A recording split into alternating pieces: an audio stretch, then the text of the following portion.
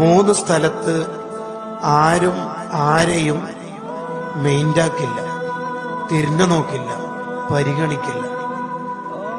ഒന്ന്, സിറാത്ത് പാലത്തിൽ കയറുമ്പോൾ ഞാൻ അപ്പുറത്തേക്ക് എത്തുമോ ഇല്ലയോ എന്ന ചിന്ത വേട്ടയാടും എന്നല്ലാതെ ഉമ്മയുണ്ടോ, ഭാര്യയുണ്ടോ, അനുയായിയുണ്ടോ, കൂട്ടുകാരനുണ്ടോ എന്നാരും ചിന്തിക്കില്ല.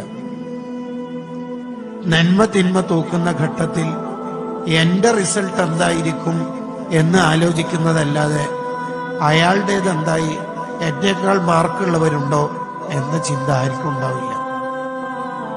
ഇതേപോലെ ഏട് ലഭിക്കുന്ന ഘട്ടത്തിൽ വലത് കൈയിലാണോ പിറകിലൂടെയാണോ എന്ന ആലോചനയുമാണ് ഓരോരുത്തർക്കും ഉണ്ടാവുക.